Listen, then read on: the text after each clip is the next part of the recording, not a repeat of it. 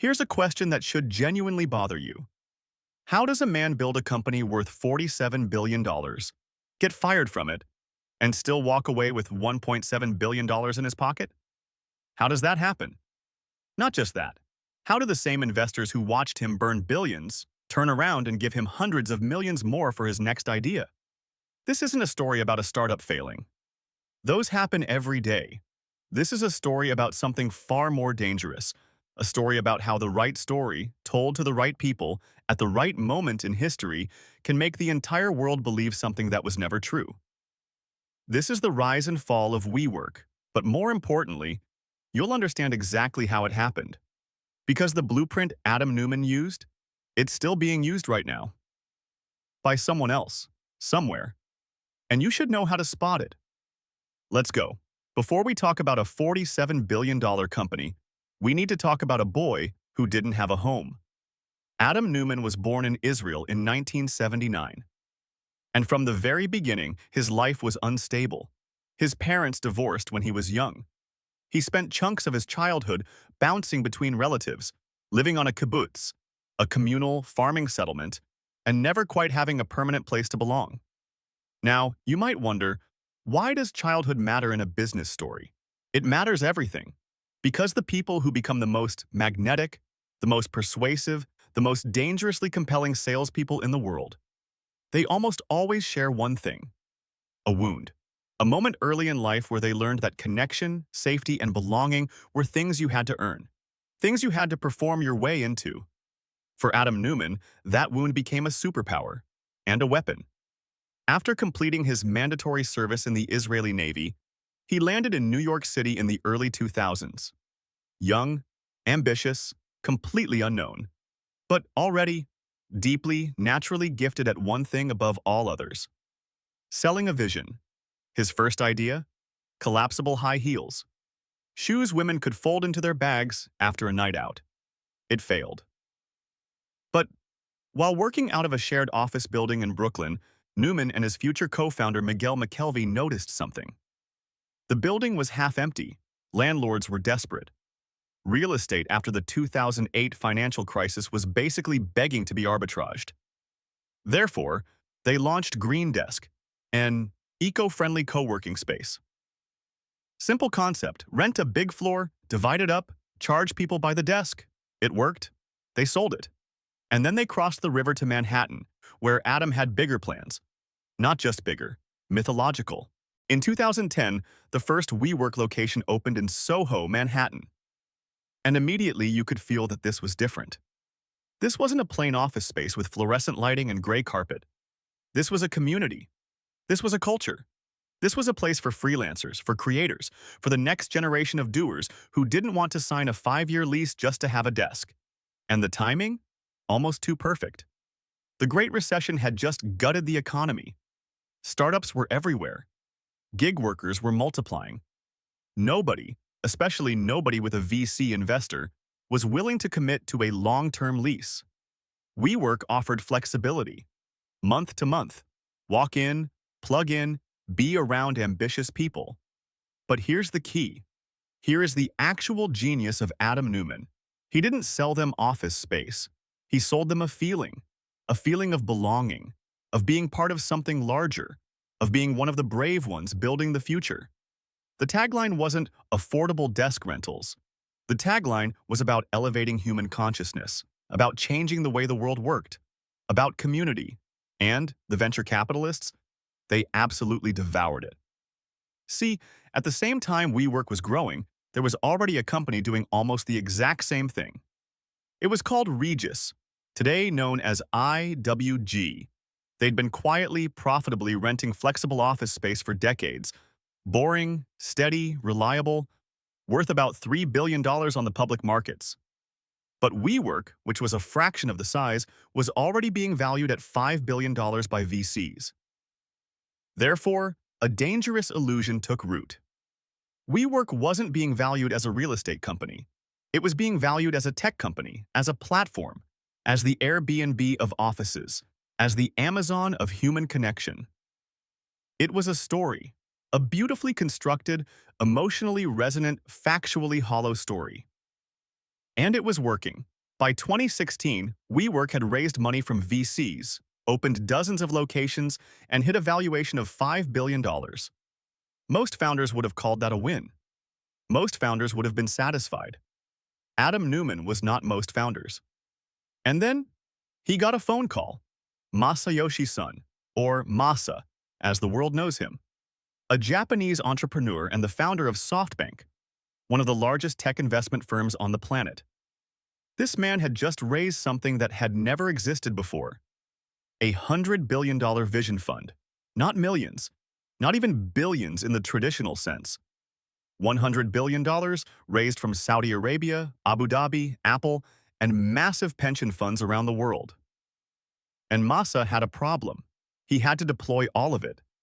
Think about that from a purely human psychological angle.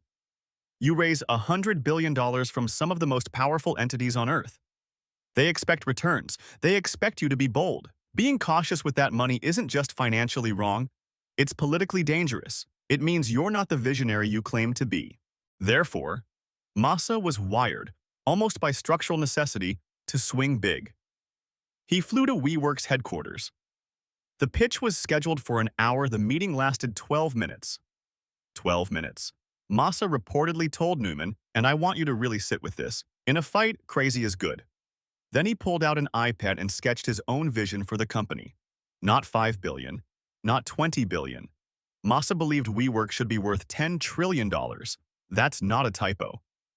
And at the end of that 12-minute meeting, Masa committed $4.4 billion. No deep financial analysis, no thorough due diligence, no interviews with former employees, just a vision, a vibe, and a check. $4.4 billion. And this, right here, is the moment everything changed. Not just for WeWork, for Adam Neumann himself. Reporters who were close to the company during this period have noted something fascinating. Before Masa's money, Neumann was actually a sharp, scrappy operator. He understood the real estate arbitrage. He was building something real, not world-changing, but real. But after Masa's billions hit the account, Adam started to believe his own mythology. Therefore, the spending exploded. WeWork bought Meetup.com. They bought a coding school. They launched WeLive, a co-living concept. They launched WeGrow, a private school for children. They even, and I need you to hear this, they even acquired a wave pool company. Yes, a company that makes artificial wave pools. This was a workspace startup. In 2019, co-founder Miguel McKelvey, the quieter, more grounded half of the founding duo, pushed back hard on the excess. He said, "This isn't us. This isn't what we built." He was shown the door, and the expansion continued. At the company's peak, WeWork was the single largest private occupant of office space in Manhattan, in the entire city of Manhattan. They were in over 100 cities across 38 countries. They had over 500,000 members. The valuation climbed to $10 billion, then $20 billion, then $35, then $47 billion. For context, the company that had been doing the same thing for decades, IWG, the old boring Regis, was still worth $3 billion. But numbers don't matter when the story is good enough. And Adam Neumann had the best story in the room, always. There is a moment in every great deception where the curtain has to come up, where the lights have to come on, where the real numbers have to face the real world. For WeWork, that moment came in August 2019. The company filed its S-1, the document required to go public on the stock market. For the first time in WeWork's existence, its actual financial mechanics were visible to anyone who wanted to look. And what they found was staggering. In 2018 alone, WeWork had generated $1.8 billion in revenue. Impressive, right? But it had lost $1.9 billion in the same period. It was spending more money than it was making, not slightly more. Roughly dollar for dollar. To put that another way, WeWork was essentially paying its customers to use its offices. Therefore, the entire growth story collapsed under the weight of reality. But the financials were only the beginning. The governance section of that S-1 sent shockwaves through the investor world. Adam Neumann had structured the company so that he held 20-to-1 supervoting shares, meaning No matter what any board or investor wanted, Adam could overrule them. Single-handedly, forever. And it got stranger, much stranger. Neumann had personally purchased several real estate buildings, then turned around and leased them back to WeWork. He was on both sides of the transaction. The company was paying him rent. He was profiting from the company paying him rent, while also running the company. And then there was the trademark. He had personally trademarked the word we, then licensed it back to the company he ran for $5.9 million. $5.9 million for the word we. When the Wall Street Journal got hold of the S1, their headline was blunt. The WeWork prospectus is a total nightmare. The momentum that Neumann had spent nearly a decade building hit a wall. Investors who had been circling the IPO with excitement started walking away, then running. The valuation dropped from $47 billion to $20 billion almost overnight, then 15, then 10. The IPO was pulled entirely. In September 2019, just 33 days after filing to go public, Adam Neumann was summoned to a board meeting and fired. The man who had taken WeWork from zero to $47 billion in valuation was told he was done. But remember our burning question from the beginning? Here's where the answer starts to take shape. When Adam Neumann left WeWork, he did not leave quietly. He left with $1.7 billion, $185 million in consulting fees, a $500 million personal loan, stock buybacks, payments negotiated from a position of leverage, because even in his firing, Neumann had made sure the company's founding documents protected him. Meanwhile, 2,400 WeWork employees were laid off. People who had worked the front desks, managed the buildings, believed in the mission. They woke up one morning and had no job. Startups and companies that had sold themselves to WeWork in exchange for stock watched that stock become worthless overnight. Everything they had built, everything they had traded for a piece of the dream, gone. But Adam got $1.7 billion. Therefore, let's be very honest about what WeWork actually was. It was not a tech company. It was a real estate arbitrage business.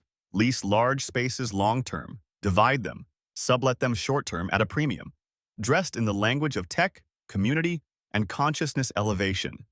The business model had a fundamental structural flaw baked into its DNA. WeWork held long-term liabilities, multi-year leases, and funded them with short-term revenue, monthly memberships that could be canceled anytime. In good economic times, that works, if you grow fast enough. In bad times, you're holding a very expensive bag. And then came 2020. March 2020. The world shut down.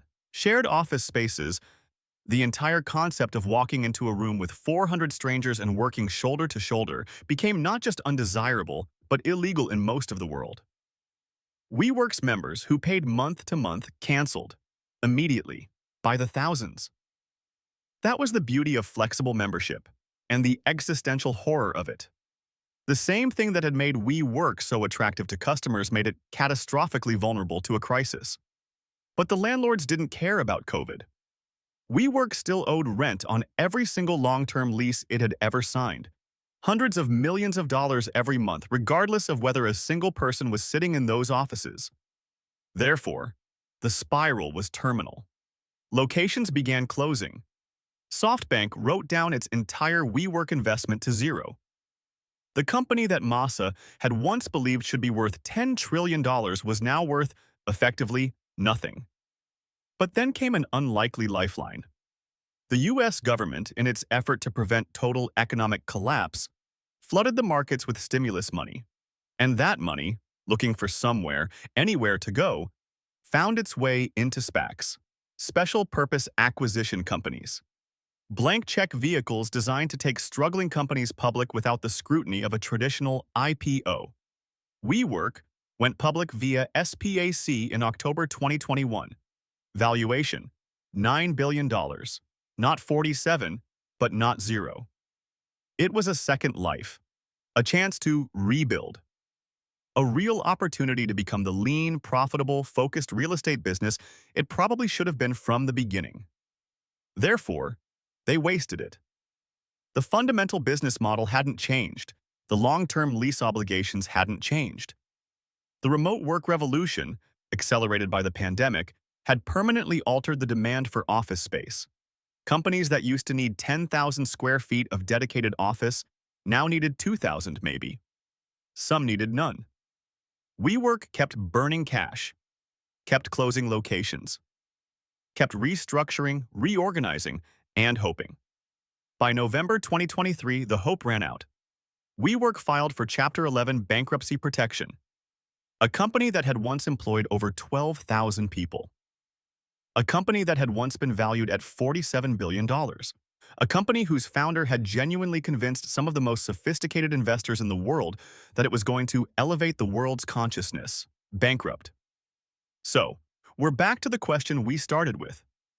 How does a man build something that falls this spectacularly and still walk away richer than almost every human being who has ever lived? Here is the answer, and it's not a comfortable one. Adam Neumann understood something about the system that most people don't. The game isn't about building the best company. The game is about understanding what every single person around the table wants and giving them just enough of it to keep playing.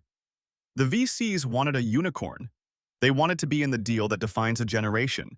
They wanted to tell their investors they'd found the next Amazon. Therefore, WeWork had to lose money. A profitable, modest real estate company wouldn't have excited anyone. The losses were the feature, not the bug. They proved WeWork was investing in growth, in domination, in the future. Masa wanted to deploy $100 billion before anyone questioned his judgment. Therefore, a 12-minute meeting was all Adam needed. Masa wasn't just an investor. He was a mechanism, a machine designed, almost by its own structure, to give billions to whoever had the boldest story. The media wanted a narrative. They wanted the messianic founder, the world-changing idea, the disruption of an ancient industry. Therefore, Adam gave them the costume, the mythology, the talks about consciousness. The headlines wrote themselves. And Adam? Adam wanted leverage, and he built it quietly, document by document, clause by clause, into the very architecture of the company. Supervoting shares. Self-dealing real estate deals. A trademark on a single word, personal loan agreements with the company he ran. So that when the moment of reckoning came, and he knew it would come eventually, he was a smart man. He would not be the one left holding nothing. $1.7 billion of leverage cashed out before the walls came down. Therefore, everyone in the room got what they wanted. The early VCs got their exits. Masa got a story to tell. The executives got their salaries and empires. Adam got paid. The people who didn't get what they wanted? The 2,400 employees who lost their jobs. The companies that traded their life's work for WeWork stock. The retail investors who bought in at $9 billion during the SPAC. The 12,000 people whose stock options became worthless the day the bankruptcy filing hit. They were not at the table when the terms were negotiated. They never were. Here's the part of the story that says everything you need to know about how this game really works. In 2022, 3 years after the WeWork catastrophe, Adam Neumann raised $350 million for a new startup. It's called Flow. It is, essentially, WeWork for apartments. The investor? Andreessen Horowitz. One of the most respected, most sophisticated venture capital firms in Silicon Valley. Why? Why would they do this? Because in a world where VC funds are measured by their home runs, their Airbnbs, their Facebooks, their Googles, even a burned investor knows. If Adam Neumann figures out how to do this right the second time, that 350 becomes 50 billion. And the 40 or 50 other investments in their portfolio that lose money? Irrelevant. The math of venture capital isn't about avoiding losses. It's about finding the one deal that returns the fund 10 times over. And if you have to bet on a controversial, brilliant, dangerous visionary to find it, you do it. And as of today, WeWork itself still exists. Smaller, leaner, private again. Owned primarily by Yardi Systems, a real estate software company, and yes, SoftBank. The same SoftBank that wrote down its investment to zero. They own a piece of the new WeWork, because in this game, The people at the table find a way to stay at the table. So what do we actually learn from WeWork? Not that ambition is dangerous. Ambition built everything worth building. Not that investors are foolish. Some of the smartest people in the world got burned here. The real lesson is this. Story is the most powerful force in business. More powerful than numbers. More powerful than product. More powerful sometimes than reality itself. A compelling narrative, told with conviction, dressed in the right language, delivered to the right audience at the right historical moment, can override the rational mind for years, maybe decades. But, and this is the critical but, story without substance is not a foundation. It's a ceiling. Eventually, the numbers have to show up. The product has to work. The model has to generate more than it consumes. WeWork proved that you can delay that reckoning with the right amount of money and the right amount of charisma. But you cannot escape it. Therefore, the takeaway for every person watching this isn't to distrust ambition or vision. It's to ask one question, clearly, honestly, unflinchingly, every time you encounter a story this good. What are the numbers actually saying? Not the community-adjusted EBITDA, not the narrative, not the mission statement about consciousness, the actual numbers. Because in the end, gravity always wins. If this hit different, share it with one person who needs to hear it. And subscribe, because the next story, just as wild. See you there.